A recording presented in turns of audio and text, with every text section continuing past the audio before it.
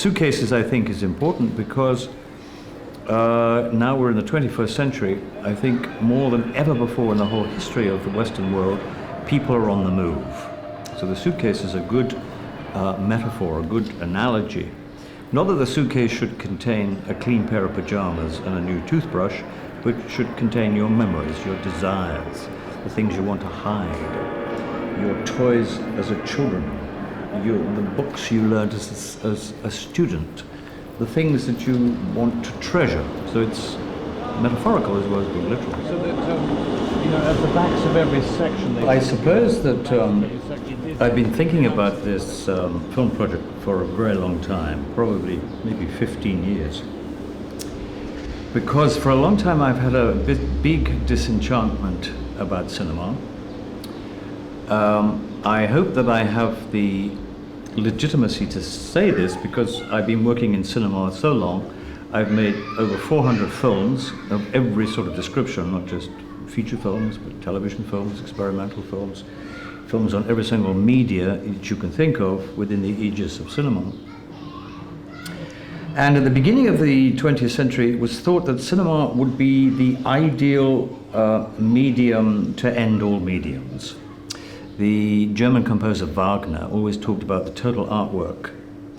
I don't think he was being very honest. I think he really wanted all the other art forms simply to celebrate opera, but nonetheless, the notion of the total artwork. And at the beginning of the 20th century, many apologists believed cinema was that. It was a combination of picture making, theatre, literature. It used music. It used all the different types of artistic expression in one space. But I don't think it's fulfilled its promise because basically from a Hollywood point of view, it's just ended up as a machine to make money. Think of the biggest two products in the last 12 months in the cinema are illustrated books. One is Lord of the Rings and the other is Harry Potter. But both of them are rather cynical exercises to make lots and lots of money and to create a franchise business. It's more about buying bits of plastic in a dime store and sort of video games, etc., etc. So it's a franchise situation, so it's got nothing really to do with making movies at all. The other parts of filmmaking, I think, have been related to notions of getting the largest possible audience. And so television companies have tried very hard to have a huge influence on cinema, which is essentially about getting the largest number of people to watch. So it has nothing to do with quality, nothing to do with ideas. It's to do with things which are sensational and very quickly thrown away.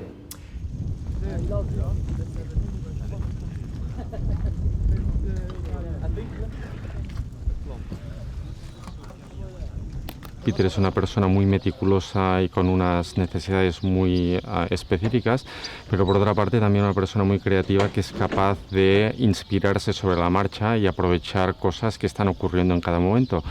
Peter Greenaway as a director, well, he's a very honest. I think he loves actors, so you'll know he'll always be very honest with what he wants. He'll always tell you every little note, which I love. It's nice to feel that you're working with somebody, that you're not doing everything by yourself, you know.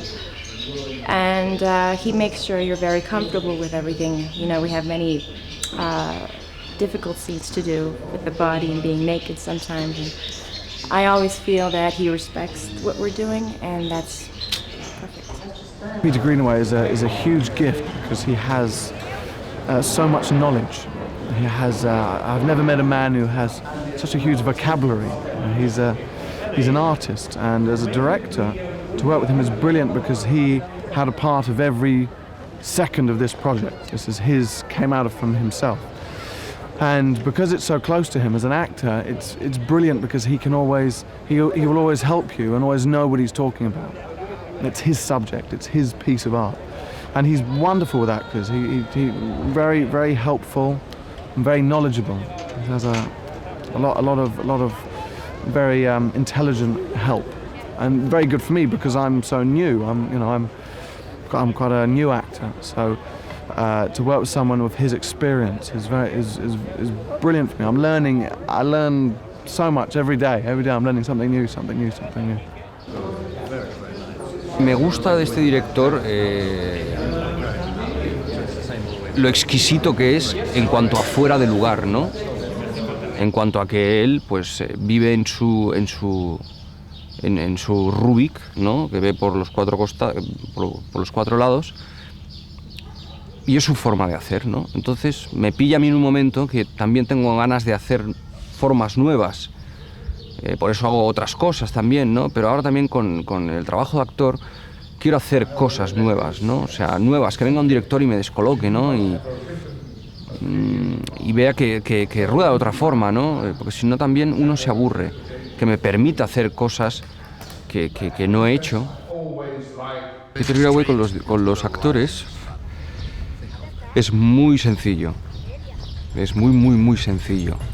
Imagino que él está a la expectativa, ¿no? Si hay que corregir cosas, es muy poético, dirigiendo, es teatral. Es una persona que está muy viva, ¿no? En muchos campos, quiero decir, te puede dar una referencia pictórica, como te puede dar una referencia poética o literaria, o solo de imagen, ¿no? O de sonido, ¿no? Entonces es una forma de trabajar poco usual, pero al mismo tiempo siempre sigue siendo la relación entre un director y un actor, ¿no?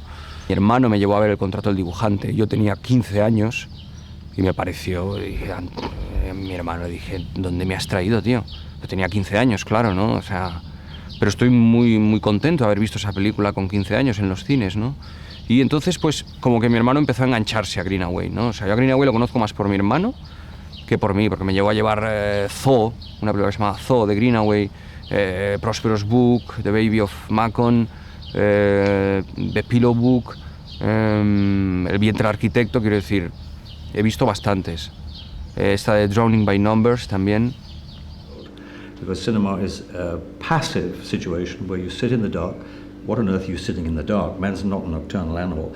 And you sit perfectly still for 2 hours, and what are we doing? None of us can ever sit still for 2 hours, even when we're asleep. So it's a very artificial straitjacket medium based on a very narrow aesthetic technology, and it's lasted 3 generations, and all aesthetic technologies basically last 3 generations. Fresco painting in Italy lasted 3 generations. Egg tempera painting in Northern Europe lasted 3 generations. And it's the generation of the father, the son, and the grandchild. The father creates the language. If that's cinema, that's Eisenstein. The son consolidates that language. If you're American, it's Orson Welles. If you're European, maybe it's Fellini. And then the grandchild throws it all away. In Europe, you'd have to be Godard. Maybe in America, you'd be Cassavetes. And you have to start all over again. This is nothing unusual. This is perfectly logical. It's the way Western art has progressed ever since the Renaissance. And we've got it again.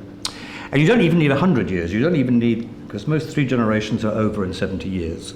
So cinema was invented in 1895. By the 1970s, cinema really is moribund. It's said all it can possibly say.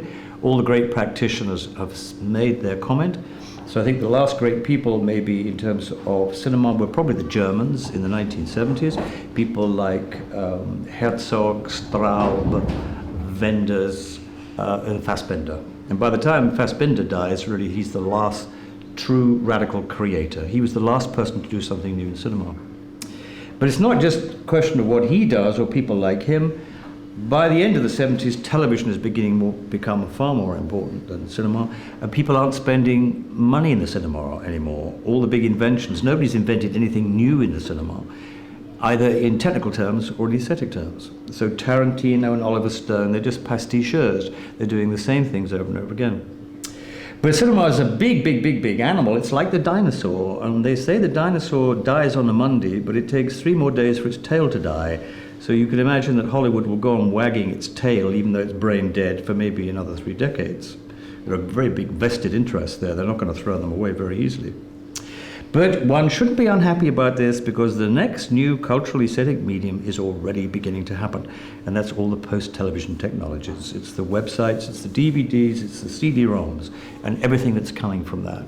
And if you're under 35, you will know exactly what I mean, because everybody's now communicating through websites, and there's a new spirit abroad about the uses of communication. I want to use that. I want to make a product, which is the one we're working on now, called the Tulse Luper Suitcases, which says, okay, goodbye cinema, you've had your day, you were fine for our fathers and forefathers. Casablanca, I'm sure, was ideal for my grandfather, but it will not satisfy the contemporary imagination, which needs interactivity, which needs to go away with passivity. We now live in a democratic age, the notion of Stravinsky, Corbusier, etc., these are old Renaissance ideas. We don't need people like this anymore. We've all got the power, just like you have with these cameras here. So the elitism of cinema has gone. Cinema supposedly needs huge amounts of money, expensive equipment, and expensive stars. Here you two are, with simple cameras, democratic ways of producing. Okay, it costs a little money, but not very much.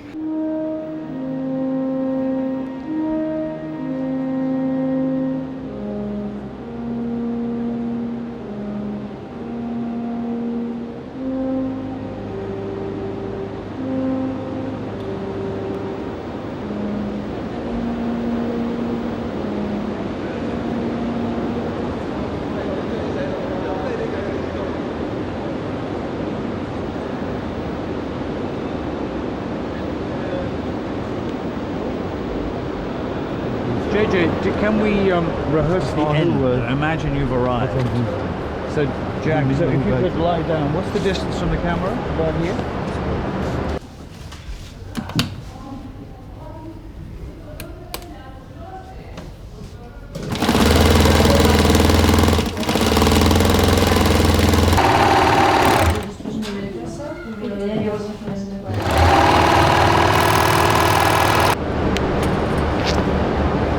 And you would come from out. This is the final position. And imagine. Would I try and get up at all? Yes. So you've stopped, and you are dazed and confused, and you walk over, angry, striding quickly. You could come right to here, and then you see this big man looming over you, and the conversation begins.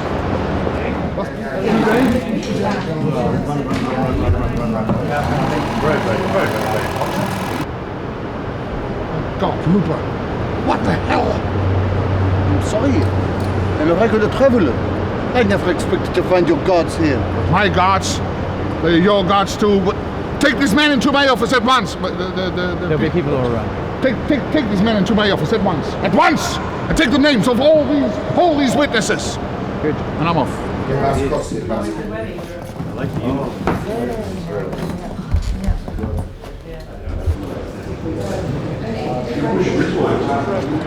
That's nice. To see your face, so that we realise that you're not who you are. And I think also what we can do is put grease on your face as well, which will confuse the identity a bit more. Luper? What? Yeah, that's good. That's hell? good. Do more than that. What, my God, Luper? What the hell? Sorry. I'm a regular traveler. I never expected to find your guards here. My guards, they're your guards too. Take this man into my office at once. At once! And take the names of all these witnesses. Die Zug soll abfahren!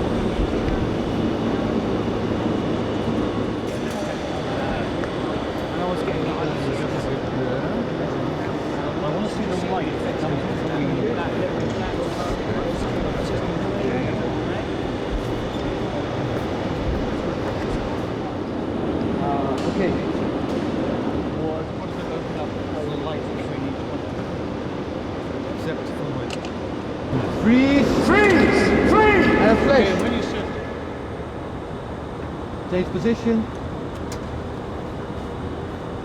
Change position. Once more. Once more. And okay, Peter. We cut. Vicky, the Japanese highlights should be the same for everybody. Okay. JJ, you're still out. Vale. Please. Can we talk about highlights? Somebody talk about highlights? Vale. Ahí es donde tiene la mirada los actores. Vale. Okay, it's the red tape. Is this mark already? I think so, yes.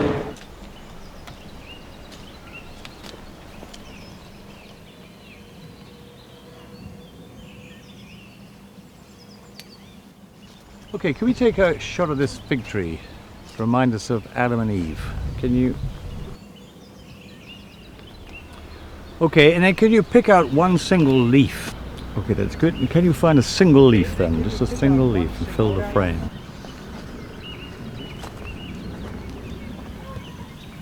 Okay, just zoom in just a little till the cherries are a little bigger.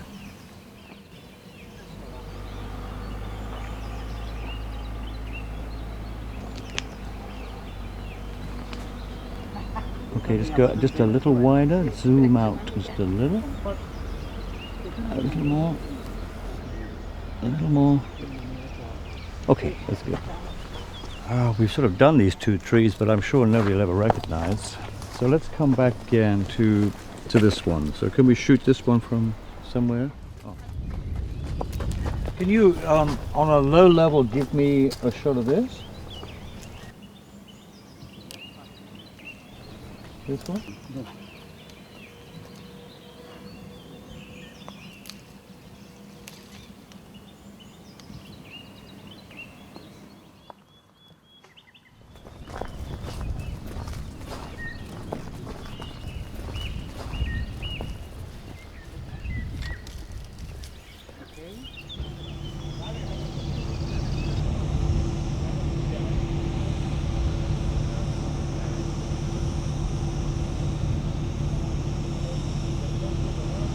Veníamos a Almería en busca del paisaje, entonces en Almería no era tanto construir, sino tener un paisaje que luego puede ser modificado en la postproducción con unos actores y a partir de ahí con una construcción mínima también aprovechar los elementos que había aquí en España. Curiosamente ni Barcelona actúa de Barcelona ni Almería de Almería, sino que Barcelona es Bélgica y Almería es Utah.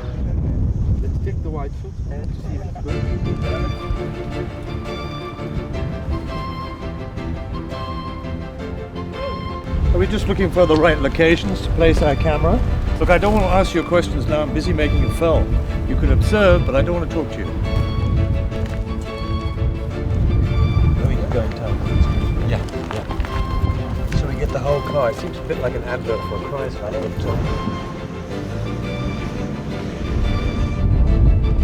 Hi, people. How odd is where you are?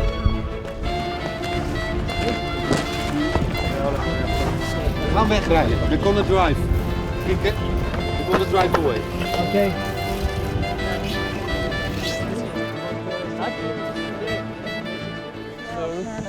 I can't get in the way from the next part the same. When you're tight in here, so that's the cue. You can smell him now. You're still reluctant to get in the car, so maybe we hold this up a bit later, shall we? I'll get in with it. Yeah. We can go against the door. Maybe we need to put it on your lap or something, English like that. Maybe. Okay, do you think so? You think so? You smell kind of sugary. What does it feel to have all that stickiness between your legs? It's a long way in almost any direction from here. I could give you a lift. Suit yourself, but I don't think you're gonna get anywhere special much before it gets really black, dark night. Heat stroke. Many foreigners suffer from heat stroke. The man who's holding the horse, yes, has got a blue thing on here, and then we make it the same color code it to the palms and the sand and everything. You want the same color, a similar color? Yes, sir.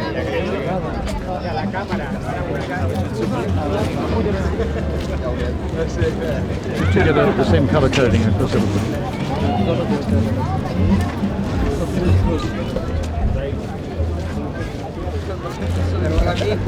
I'll just go too far and go straight over the top. Okay, that might be best. Because I think the whole take is far too long. It's about an hour long.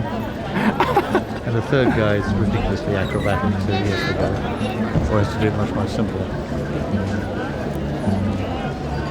I'll just hold myself over. So it'll always be a rehearsal, I think. We shoot the first rehearsal. So we shoot the first one. The horse is getting, I think, quite tired.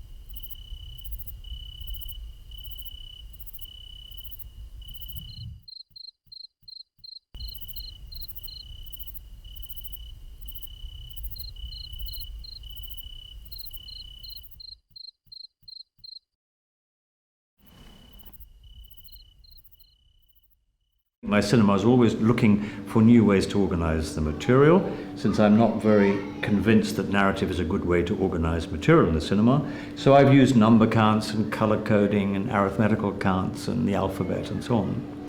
And so this particular time the number is going to be 92, because 92 is the atomic number of uranium. There's another reason for that. I think we're in an age now when, I hope you're not all Christians, but God no longer exists. Philosophical systems change every afternoon. Our moral systems are changing virtually every hour.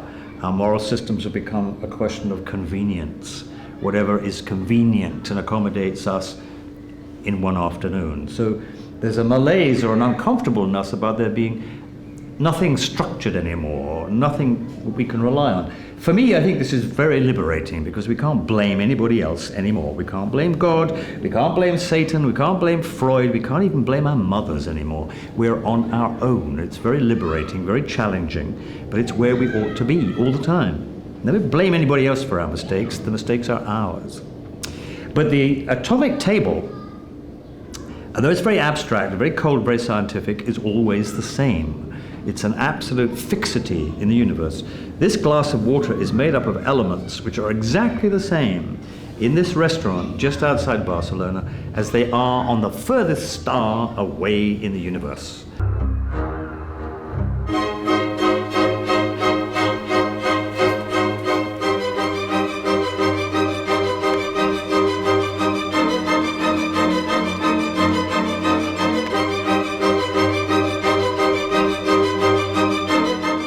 The hero, Tulse Luper, is a great collector and collator and classifier, and he's always making lists of the world. He's also listing the plants and listing the insects and listing the birdsong and listing the names of trees. And I want to do that for him. So these are background shots which we lay the action pictures over, but all the time also on the screen I'll be making lists of all this different material. I've been waiting here for 7 days. I need a clean shirt and a bath. I have a wife and 2 children. Let me phone her. I think Tulse Luper is someone who learns how to adapt to a situation. He's described by one of the characters who says that Tulse Luper believed that in moments of crisis, ideas flowed thick and fast. I think he's someone who thrives on hostile situations, on crisis situations, and can turn them into art. He turns each prison into its own form of art form. I think he's a man who jumps completely into the deep end always. And then once in the deep end, he learns how to turn whatever surroundings he's in into something beautiful, something creative. I haven't met too many. They would have to open their mouths for me to recognize them by their accent. Well, you seem to like German-American women. And who's Tulse Luper? Well, he's, it's very hard to say. Because all the characters are very typical, but he's a very unique one, and I don't know, a traveler, a mysterious traveler, yeah. But he's a man who knows his death smells. Ether, ammonia chloride, xylem B. Her name is Passion. She meets Tulse Luper and it changes her entire life. She's been very repressed by her religion, where she comes from, her background, her father, family. She's been forced to marry her husband, and she doesn't get along with him at all. And I think meeting Tulse Luper is just awakens her sexuality, her happiness about life. Well, her name is Passion. It tells you a lot about her, how she is. She loves to use that sexiness that she knows she has to do what she wants with men. She knows she has a power over them and she uses it, but she's very abused too by them at the same time. Okay. Now kiss my ass, Englishman.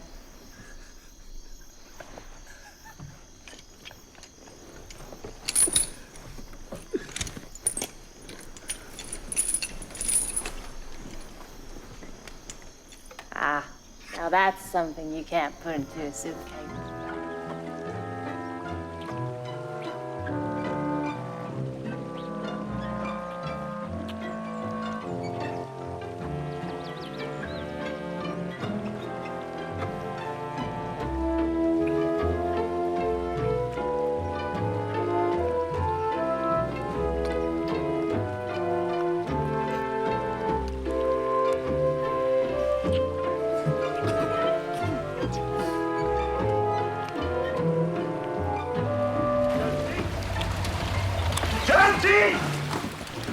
So there are lots of interesting, as it were, extra film references which bring us to this particular place.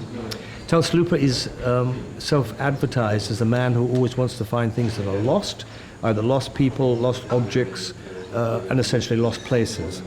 And he's here in this particular desert looking for lost cities, settlements of the early Church of the Latter-day Saints, which because of the inhospitable climate, because of the dangerous snakes, because of the hot weather, even because of, I suppose, self-avenging local peoples who could be described as the local Indians, all these settlements just could not compete according to the landscape and its environment.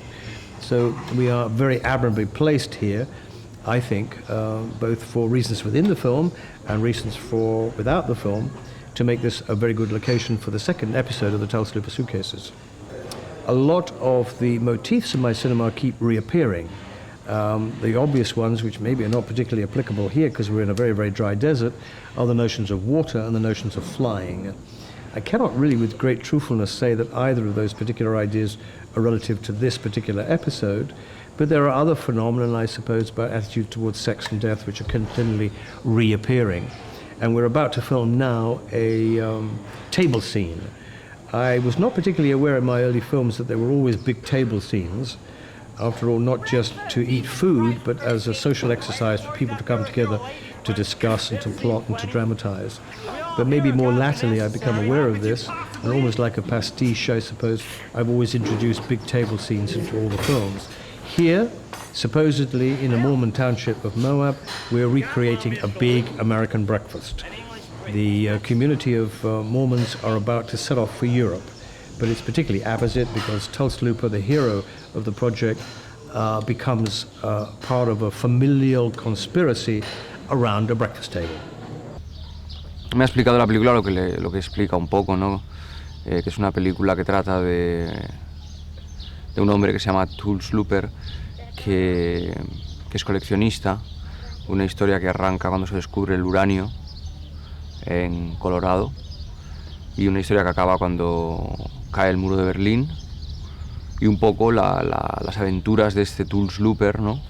Rodeado de personajes curiosos, 92, el número del que está compuesto el uranio, y un poco me cuenta esto y me hace preguntas de lo más dispares. ¿Qué pondría dentro de una maleta? Si monto a caballo, si hablo italiano, cómo tengo los dientes, qué hay detrás de una O, en fin, una serie de cosas que, bueno, muy abstractas, ¿no? Y en consecuencia al mismo tiempo concretas. What the hell is Belgian for get your trousers down? There is no such language as Belgian. Get your smelly trousers down, you wops. Yeah, Passion was brought up in the Utah desert. But she has the sweetest kernel. She has the sweetest kernel. La relación de Palmerion, siendo dentista y militar,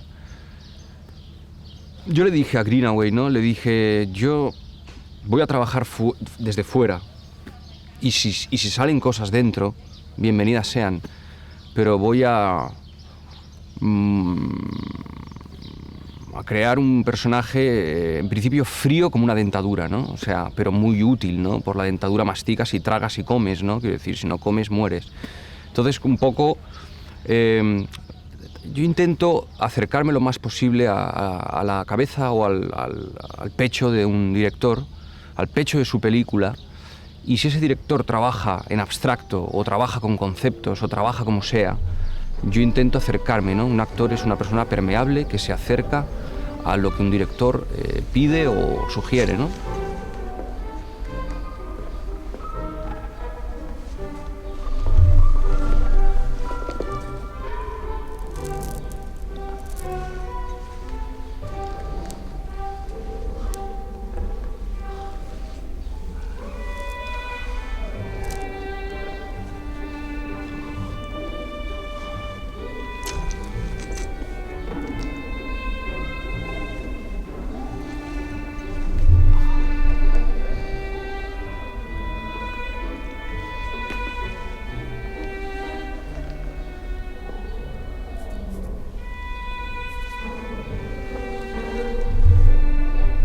I'm anxious and concerned about what should have been a great cinema art, but now I feel is completely dead.